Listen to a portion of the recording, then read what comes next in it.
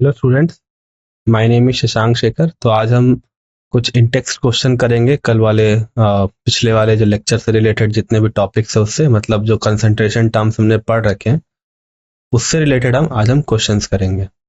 ठीक है, तो पहला क्वेश्चन क्या है? पहला क्वेश्चन कह रहा है कि we have to calculate the mass percentage of benzene. क्या करना है? मास परसेंट बेंजीन का कैलकुलेट करना है और कार्बन टेट्राक्लोराइड का भी मास परसेंटेज कैलकुलेट करना है।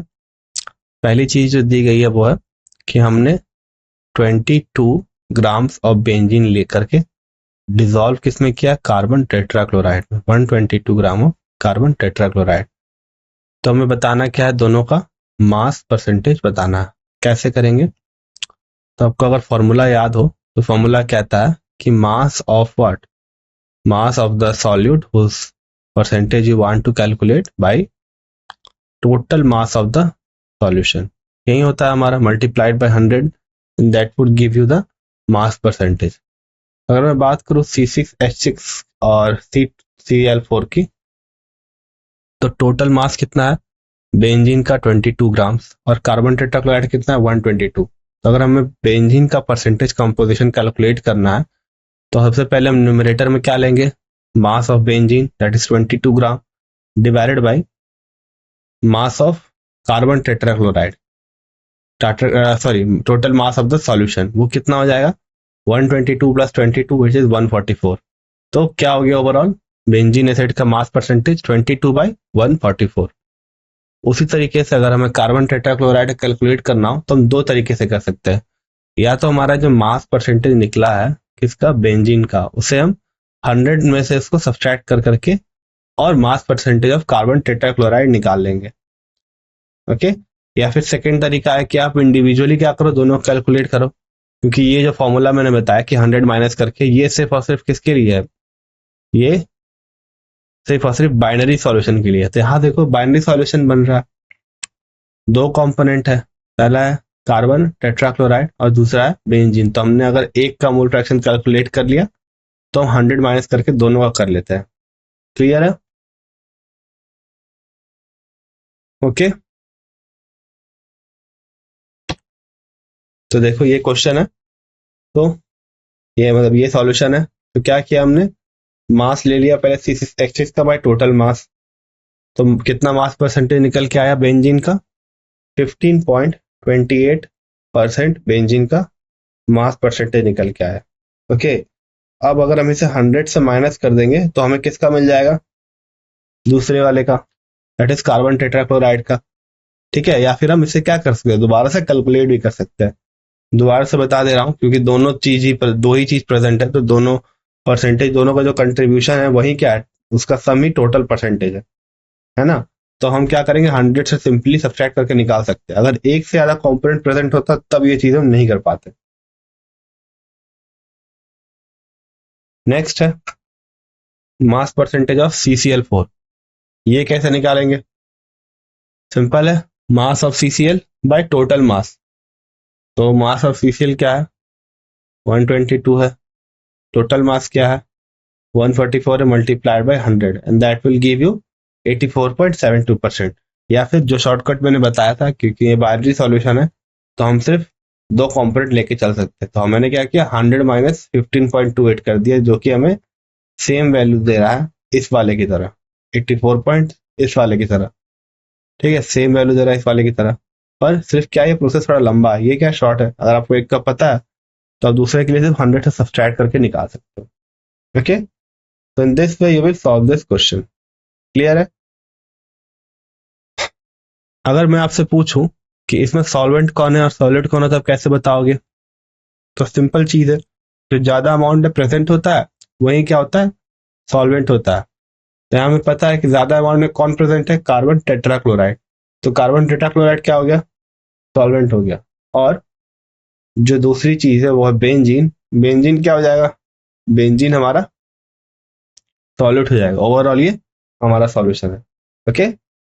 तो और ये चीज आप परसेंटेज से पता लगा सकते हो। देखो आप, CCl4 का परसेंटेज कितना है? 84.72, which is a huge percentage in comparison with your CCl4 which has 15.72%. Okay, which is sorry, not 84.72, which is 15.28%. ठीक है, तो क्या हो रहा है यहाँ पे, परसेंटेज जिसका ज्यादा है वही क्या है, सॉल्वेंट है। क्लियर है ये चीज? ओके, अब नेक्स्ट आगे बढ़ते हैं। अगला क्वेश्चन क्या कह रहा है, तो what you have to do is you have to calculate the mole fraction of benzene in solution. क्या करना है हमें, मोल फ्रैक्शन निकालना है बेंजीन का। कैसे निकालेंगे, तो in this what we have to do, हमें मोल फ्रैक्शन बताना है। हमारे पास कैसा सॉल्यूशन गिवन है, 30% by mass in carbon tetrachloride, मतलब बेंजीन जो है वो 30% बाय मास है। और हम क्या इन्फ्लुएंस कर सकते हैं कि 100 ग्राम ऑफ सॉल्यूशन में 30 ग्राम क्या है, बेंजीन है। ओके, अब इसमें क्योंकि बेंजीन और वाटर दो ही चीजें प्रेजेंट है, तो बेंजीन अगर 30 ग्राम है 100 ग्राम में, तो 70 ग्राम क्या होगा, वाटर होगा, है ना। और हमें मोल फ्रैक्शन निकालना है, तो कैसे निकालेंगे, सबसे पहले हम कैलकुलेट करेंगे बेंजीन का नंबर ऑफ मोल्स। तो 30 ग्राम बेंजीन का प्रेजेंट है, नंबर ऑफ मोल्स क्या हो जाएगा, given mass by molar mass. Given mass 30 gram, molar mass benzene का क्या होता है, 12 से 72 78 होता है। तो 30/78 will give you the number of moles of benzene. Similarly water कितना है, 70% है, तो वाटर का मास कितना, 18। तो 70/18 that will give you your mole number of moles for carbon tetrachloride. अब इन दोनों को ऐड कर दो, टोटल नंबर ऑफ मोल्स हो जाएगा। अब बेंजीन का निकालना है, तो number of moles of benzene को न्यूमरेटर पे रख दो और डिनोमिनेटर को टोटल नंबर ऑफ मोल्स पे रख दो, है ना। ओके, तो टोटल मास को 100 ग्राम मान लिया हमने, और मास ऑफ बेंजीन को क्या मान लिया, 30 ग्राम। ओके, तो 70 ग्राम क्या होगा, कार्बन टेट्राक्लोराइड, जैसा मैंने कहा। मोलर मास ऑफ बेंजीन की बात करें तो 12 से 72 plus 6 78। Therefore number of moles of benzene कितना हो जाएगा, 30/78 मोल्स, यही होगा, है ना। ये बात क्लियर है, कैसे किया मैंने, हमें पता है कि किसका मास पता है, बेंजीन का 30 ग्राम, और उसका मोलर मास पता है 78। Okay, that will give you the number of moles. Clear है, okay.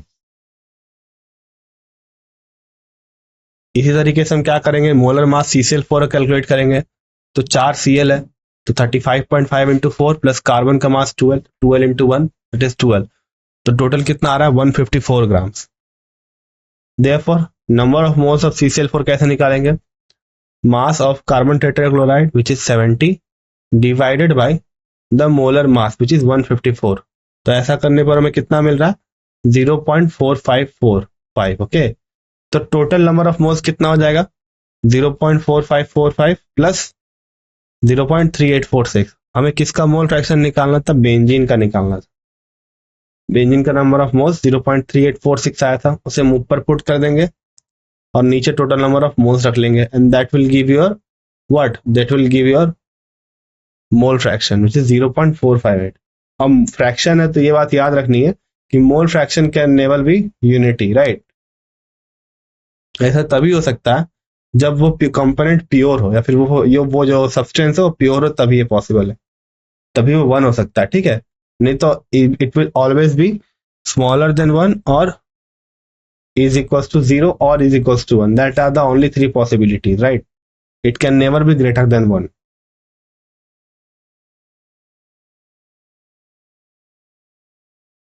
Okay, so in this way we have calculated our mole fraction as 0.458, right? Clear है। अब नेक्स्ट क्वेश्चन की तरफ बढ़ते हैं। नेक्स्ट क्वेश्चन क्या कह रहा, so next question says that we have to calculate the molarity of each of the following solution. A है 13 gram of CONO3 whole twice dot 6H2, और दूसरा, और कितने में डिजोल्व करना है, 4.3 लीटर में, और दूसरा है 30 millilitre of 0.5 m H2SO4 diluted to 500 ml। दोनों में हमने मोलैरिटी करनी, पहले वाले करते हैं। तो 30 ग्राम ऑफ हमने ये कॉम्प्लेक्स लिया है, तो पहले इस कॉम्प्लेक्स का क्या करेंगे, मॉलिक्यूलर मास कैलकुलेट करेंगे, है ना। तो ये निकल के आएगा 291, कितना निकल के आएगा? 291 निकल के आएगा। फर्दर इसे हम नीचे रखेंगे, यहाँ पे molar mass number of moles का फॉर्मूला यूज करेंगे। Given mass is 30 gram, molar mass calculated molar mass is 291 and that will give you 0.103 moles. Okay, तो नंबर ऑफ मोल्स यहां से निकल गया। अब इसे हम क्या करेंगे, वॉल्यूम से डिवाइड कर देंगे तो क्या निकल जाएगा? कंसंट्रेशन निकल जाएगा, है ना, क्योंकि हमें कंसंट्रेशन चाहिए, यहाँ पे मोलैरिटी चाहिए। तो यहां से हमने क्या कर लिया, मोलैरिटी कैलकुलेट कर ली। ओके, तो ये मोलैरिटी निकल कितनी आई है? 0.023 m, capital M, not small M, capital M. Next is, अगर हम बात करें इस वाले सॉल्यूशन की, तो number of moles present in 1000 ml is 0.5 into 1000, right, it is 0.5 mole. Okay, अब हमें कितने में निकालना है? हमें 1 लीटर में निकालना है, ठीक है, 1 लीटर में निकालना है। तो 0.5 into 30, okay, 0.5 into 30 divide by 100 and that will give you 0.03 m of what? Of H2SO4. Clear है ये?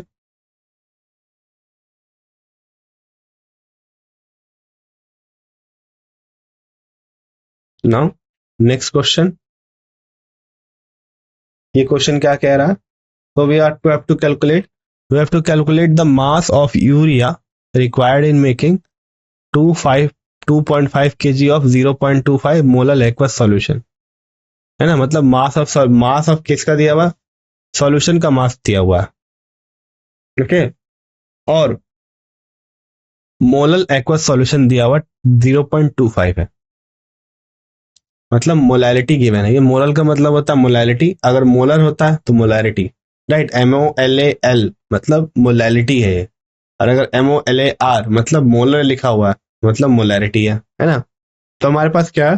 2.5 gram of 0.25 aqueous molar aqueous solution है। तो हमें पता है कि 0.25 मोलर एक्वस सॉल्यूशन मतलब 1 kg सॉल्वेंट में 0.25 हमारा यूरिया प्रेजेंट है ना। ये बात क्लियर है यहाँ तो, कि 1 kg सॉल्वेंट में 0.25 मोल्स ऑफ यूरिया प्रेजेंट है। और हमें यह भी पता है कि हमें क्या निकालना है? मास निकालना है। 2.5 kg सॉल्यूशन बनाने के लिए कितना मास चाहिए। ओके, तो कैसे करेंगे ये? सबसे पहले मोलर मास यूरिया का निकालेंगे, NH2CO NH2 and that is 60 ग्राम पर मोल। अब हमें पता है स्टेटमेंट जैसा मैंने कहा, 0.25 मोलर सॉल्यूशन मतलब 1000 ग्राम वाटर प्रेजेंट है किसमें? 1000 gram of water contain 0.25 mole of urea, right, correct है ये चीज, that is 15 gram of urea. Okay, तो 1 kg में कितना यूरिया आ रहा है? 0.25 into 60 which is 15 gram of urea. तो आपका आंसर क्या आ जाएगा? 15 ग्राम, है ना। अब total mass of the solution containing 15 gram of urea is 1000 plus 15 which is what? Which is 1015, right, 1015। इसीलिए 2.5 kg ऑफ सॉल्यूशन में कितना होगा? 15 into 2500 by 1000 plus 15 and that will be approximately 37 gram of urea. Clear है? Okay, next है कि हमें calculate करनी है molarity mole fraction of KI की। If the density of 20% aqueous solution is 1.202 ग्राम पर ml, मतलब मास परसेंटेज गिवन है 20% और सॉल्यूशन की डेंसिटी गिवन है ना। और हमें क्या कैलकुलेट करना है? मोलैलिटी। सबसे पहले मोलैलिटी की बात करते हैं। मोलैलिटी में हमें क्या चाहिए? हमें मास चाहिए, ठीक है, सिंपली हमें क्या चाहिए? मास ऑफ सॉल्यूट चाहिए, सॉरी सॉल्वेंट चाहिए, और मास ऑफ सॉल्यूट भी चाहिए। तो हमें पता है कि 20 ग्राम मास बाय मास है, मतलब 20 जो है वो किसका मास हो गया? वो हो गया हमारा सॉल्यूट का मास या फिर KI का मास, और जो बचा हुआ 80 है वो किसका? सॉल्वेंट का मास है ना।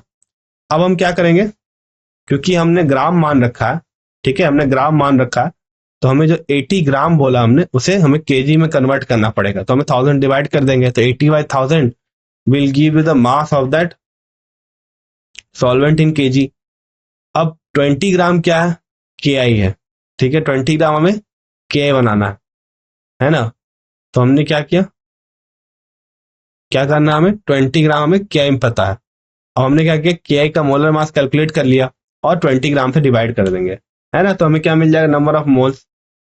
तो मास ऑफ सॉल्वेंट पता है हमें और नंबर ऑफ मोल्स हमने कैलकुलेट कर ही लिया, तो that will give you the molality, है ना, यही चीज है। देखो,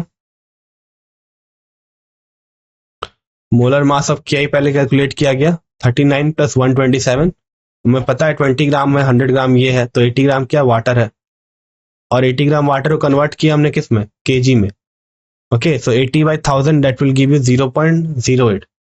अब यहाँ पे देखो 20 ग्राम के आई था, इसको मोलर मास से डिवाइड कर दिया, तो number of moles is what, 20/166। तो यहाँ चीज ये हमने की है 20/166/0.08। तो फाइनल वैल्यू क्या निकल के आया, 1.506, राइट, और you can write it as 1.51 approximately.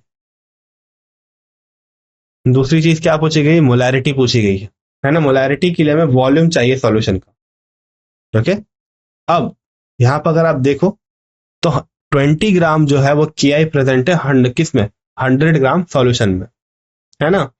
अब 100 ग्राम सॉल्यूशन का मास हमें नहीं पता है अपन, ठीक है, मास नहीं पता है, सॉरी 100 ग्राम सॉल्यूशन का वॉल्यूम नहीं पता, वॉल्यूम इंपॉर्टेंट है मोलैरिटी के लिए। तो यहाँ पे डेंसिटी गिवन है, तो अगर हम 100 को मल्टीप्लाई कर दें, ओके सॉरी, हाँ, अगर हम 100 को डिनोमिनेटर में रखें और 1.202 को न्यूमरेटर में रखें, तो ऊपर ग्राम पर मिलीलीटर आएगा और नीचे ग्राम आएगा, तो ग्राम ग्राम कैंसिल हो गया, and that will give you the volume. Okay, that will give you the volume. So what will be the volume, volume will be the mass by density. Okay, mass is equals to, sorry, density is equals to mass per unit volume, so volume is equals to mass by density. तो mass हमें K I का पता है 20 gram, by density is 1.202 gram, है ना,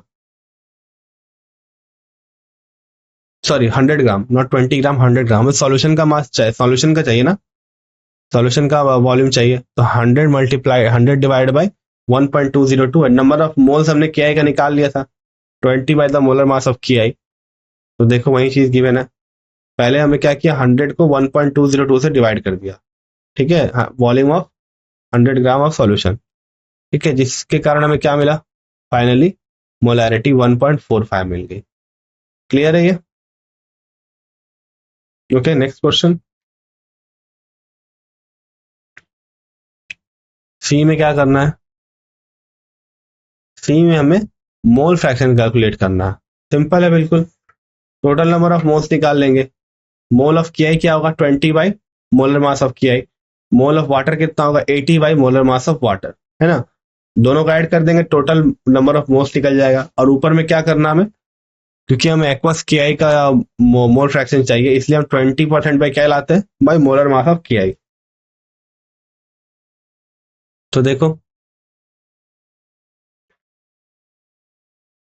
moles of के आई 0.12, moles of water 80/18, and that will give you 4.44 moles, right।